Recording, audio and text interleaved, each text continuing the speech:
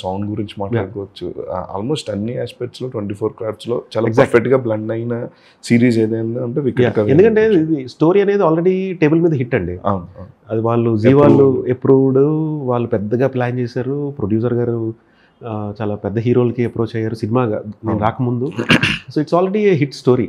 Okay. So డైరెక్టర్గా వచ్చి మళ్ళీ నేను దాన్ని పాటు చేయకుండా ఉంటే చాలు అంతే. సో దాన్ని ఎలివేట్ చేస్తూ చెప్పాలి, నేను ఒక నా యూఎస్పీ ఒకటి క్రియేట్ చేయాలి. ఓకే. సో అది జరిగింది. సో ఎర్లీ స్టేజెస్లో దీన్ని సినిమాగా తీద్దామని చెప్పి హీరోస్ వరకు అప్రోచ్ అయ్యారు. అది చేశారండి. అప్పుడు నేను రాకముందు ఫిల్మ్గా ప్లాన్ చేశారు. ఓకే. ఎవరిని అప్రోచ్ చేయారంటే నేను ఐడియా ఉంది.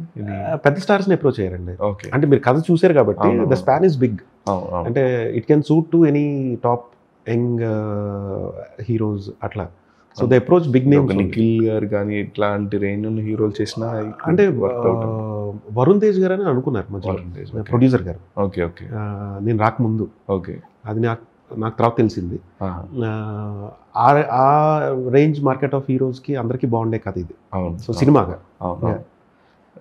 తర్వాత మీరు వచ్చిన తర్వాత వెబ్ సిరీస్ మీరు చెప్పారా దీన్ని వెబ్ సిరీస్గా? లేదండి, వాళ్ళు తీసుకున్న డెసిషన్. ఓకే. తర్వాత నేను ఎంటర్ అయ్యా డైరెక్టర్గా. అండ్ కాస్టింగ్ విషయానికి వచ్చినప్పుడు Naresh Agarwal wonderful actor and terrific actor. But వేరే ఆప్షన్స్ ఏమైనా ఎదుర్కొన్నారా, లేకపోతే he's the only choice for? నేను పెద్ద ఆప్షన్స్ ఇవ్వలేదండి. వెన్ దే ఆస్క్ మీ, నేను ప్రాజెక్ట్లో వెళ్ళిన తర్వాత హార్డ్లీ 2-3 నేమ్స్ ఇచ్చే వాళ్ళకి Naresh was the top person. Okay. Because మత్తోదలరా డేస్ నుంచి నాకు తను ఎక్కడో మైండ్లో ఉన్నాడు, తనతో పనిచేయాలి. అండ్ తర్వాత సేనాపతి చాలా మంచి ప్రాజెక్ట్స్ అవి.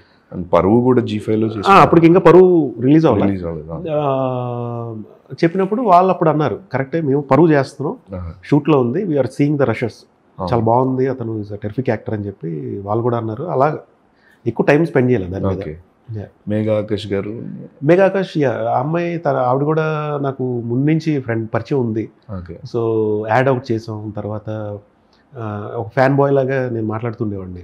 I'm big fan to her. So దీనికి చాలా బాగుంటుంది, ఎందుకంటే ఆవిడ ఇప్పటివరకు వెబ్ చేయలే. సో ఫస్ట్ టైం వస్తే, and she has a huge fan base also on digital medium, because she comes from Tamil and Telugu.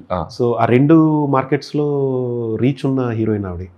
So ఖచ్చితంగా ఈ ప్రాజెక్ట్కి హెల్ప్ అవుతుంది. అండ్ క్యారెక్టర్కి ముందు she is so apt as a elegant princess, సెన్సిటివ్గా కనిపిస్తూ క్యూట్గా. So she is perfect in that. Shiju గారు ఆప్షన్ ఎవరండి? అంటే ఆయన చాలా రోజుల తర్వాత ఈ కైండ్ ఆఫ్ క్యారెక్టర్స్ ఇప్పుడు చేయలే. షిజు గారు కూడా కాస్టింగ్ అంతా నాదే అండి. ఓకే. ఎందుకంటే వాళ్ళు నాకు ఆ లిబర్టీ ఇచ్చారు. అండ్ కాస్టింగ్లో నేను ఇంకొక థర్డ్ పర్సన్ ఒపీనియన్ కూడా తీసుకున్నాను. ఎందుకంటే casting is my very strong point అని నేను నమ్ముతా, యాజ్ పూరి సార్ దగ్గర ఉన్నప్పటి నుంచి.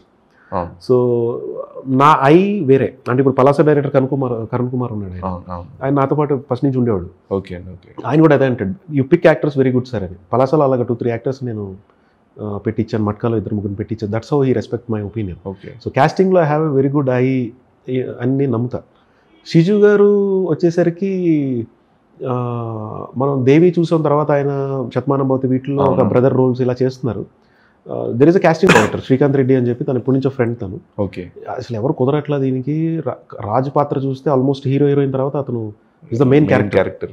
సో ఒక ఆ రాజసం ఉండాలి, తెలిసిన ఫేస్ అయ్యి ఉండాలి అని చెప్పి అంటే తను 2-3 ఆప్షన్స్ ఏమి ఇచ్చాడు కాస్టింగ్. తను ఇస్తే దాంట్లో షిజు గారు అన్నాడు, ఐ వాజ్ సమ్వేర్ అంత ఓల్డ్గా తీసుకురాగలమా, ఎందుకంటే ఆయన మిడిల్ ఏజ్లో ఉన్నారు, ఒక 75+ చూపించగలమా అని డౌట్ ఉంది, బట్ లుక్ టెస్ట్ చేద్దామని చెప్పి వీ టుక్ ద డెసిషన్. అన్నాక ప్రాస్థెటిక్ మేకప్ విగ్స్ అన్నీ పెట్టి చూసేసరికి ఈజ్ సో పర్ఫెక్ట్. అండ్ ఆయన కూడా చాలా చాలా బాగా చేశారు. అంటే ఆ ఏజ్ యాడ్ చేసి ఆ క్యారెక్టర్కి చాలా కొంచెం ఆ మేకప్ అది కూడా కొంచెం ఇబ్బంది. ఒక పాయింట్లో నేను ఆయన చేస్తున్నారేమో ఆ టైప్ కూడా అది బిల్డ్ చేసామండి కొంచెం. అంటే మేబీ ఎక్కువ బిల్డ్ చేయకపోయినా ఒక పాయింట్ వరకు స్టార్టింగ్లో వచ్చినప్పుడు మేబీ హీఈస్ ద వన్ అన్నట్టు.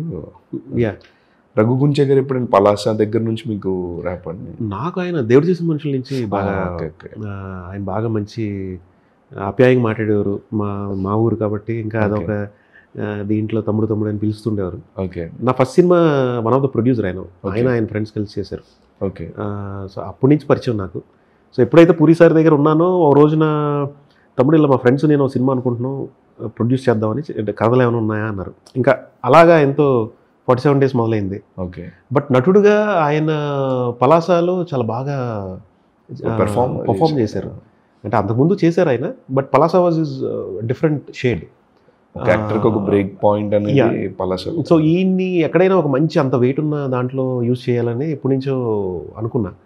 దీనిలో రఘుపతి క్యారెక్టర్ చెప్పగానే ఆ షేడ్స్ని బ్యాలెన్స్ చేయగలిగేది ఆయనే, బాగా చేస్తారు అని చెప్పి అట్లా ఐ సెడ్. తారక పొన్నప్పని ఎలా క్యాస్ట్ చేశారండి అంటే ఆయన ఈ సినిమా కన్నా దీనికన్నా ముందేనండి దేవరా అప్పటికి కమిట్ అయినట్టున్నారు అంతే తప్ప ఇంకా కేజీఎఫ్ ఒకటి చేసుకున్నాడు ఆయన.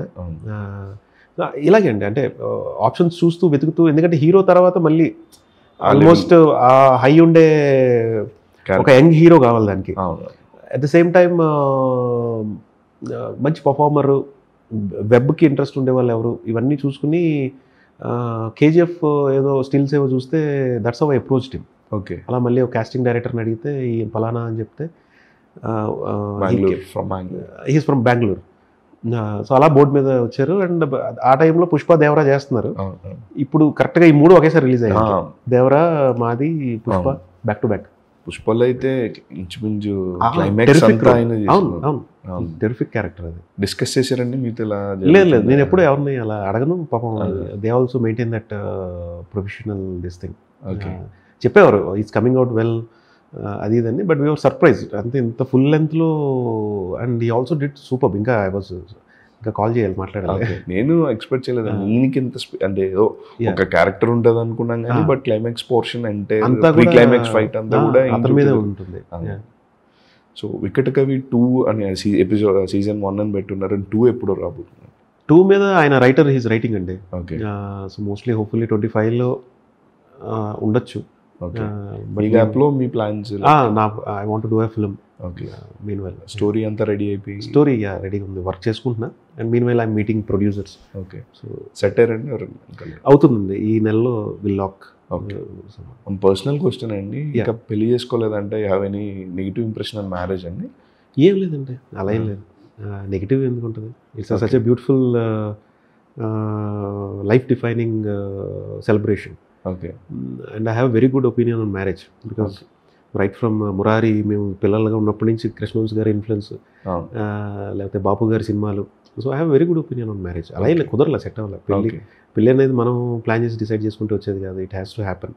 Okay. Soon you will get married? Hopefully అండి 25. సో డెఫినెట్గా మీరు కోరుకున్నట్టే మంచి డైరెక్టర్ అవ్వాలి, and as well as writer cum director అయ్యి మీ మార్క్ అనేది తెలుగు ఫిల్మ్ ఇండస్ట్రీలో క్రియేట్ చేసుకోవాలని మనస్ఫూర్తిగా కోరుకుంటున్నాను. థ్యాంక్ యూ అండి. All the very best. Thank you so much. Looking forward for your films and Vikata Kavi 2 also. Thank you. Thank you.